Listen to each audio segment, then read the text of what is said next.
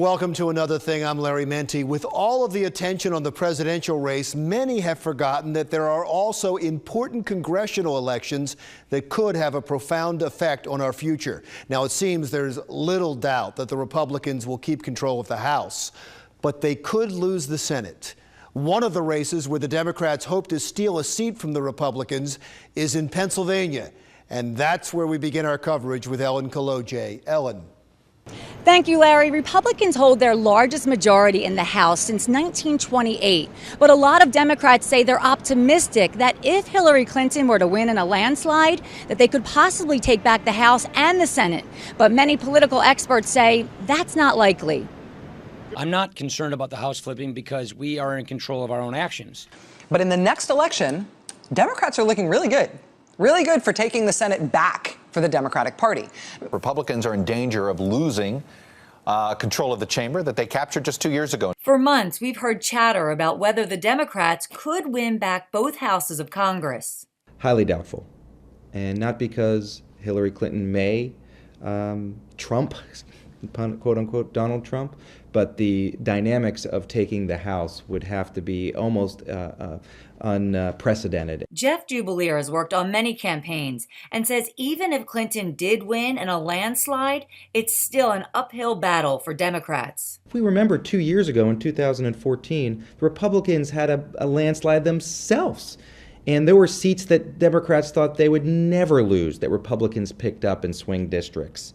This year, we certainly can expect that Democrats will garner many of the seats that they even lost in 2000, or some of the seats that they lost in 2014. It's just the natural ebb and flow of the political cycle. Right now, Republicans hold 246 seats in the House. Democrats have 188.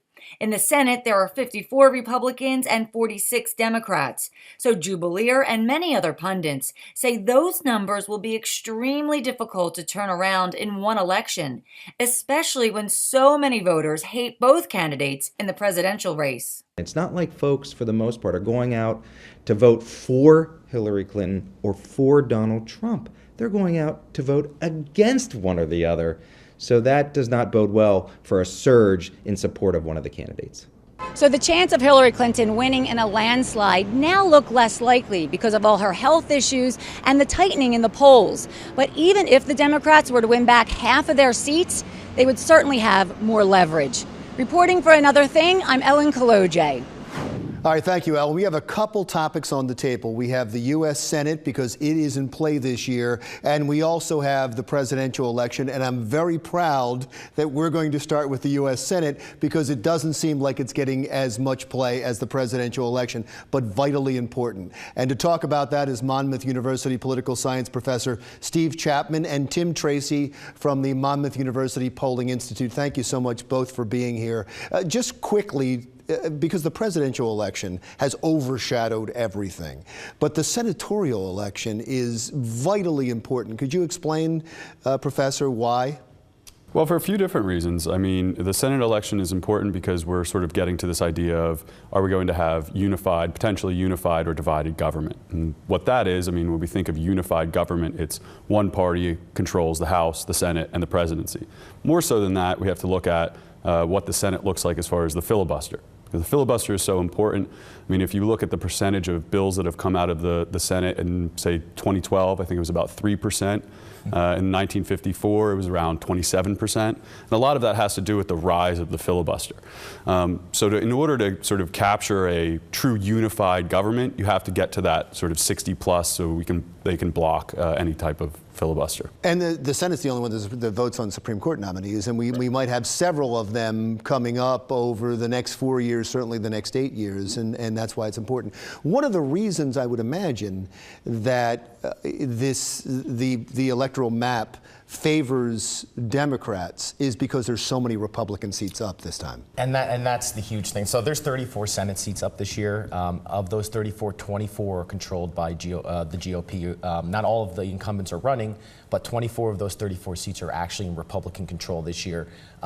Given that it's a presidential election, when Democrats tend to do better than in midterm elections, the map just was not favorable for Republicans this year, and really gave the Democrats a chance to make some inroads. I saw the New York Times put a percentage on it, and they thought 54% it would switch to the Democrats. So they did slightly better than half, but also it's the New York Times, and so whether they have a bias, I don't know.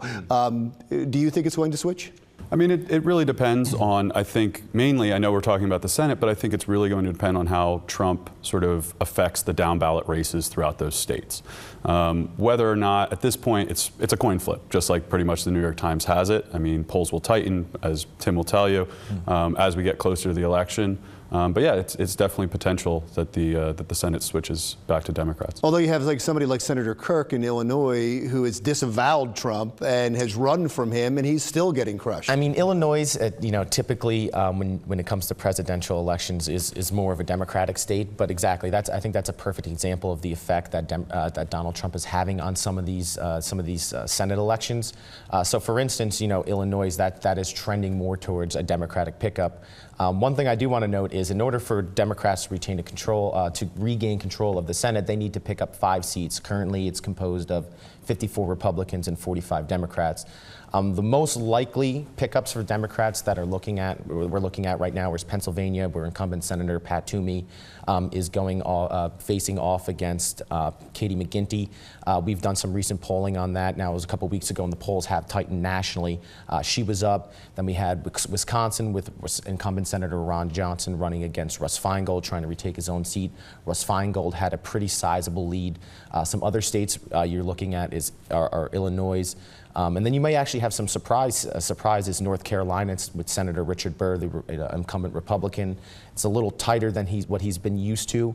One interesting one. But interestingly enough, let me stop you for 1 second. You talked about 4 seats that you think could go, and then a 5th that maybe. If it's 4, is it a tie? So right there, that would basically be a tie, because you have one senator as an independent, and in case of a tie, then whoever's vice president breaks the tie in the Senate. So that would be really interesting. We've had ties in the past. Sorry, I didn't mean to interrupt, but we've had ties in the past, right? We've had ties in the Senate. Yes.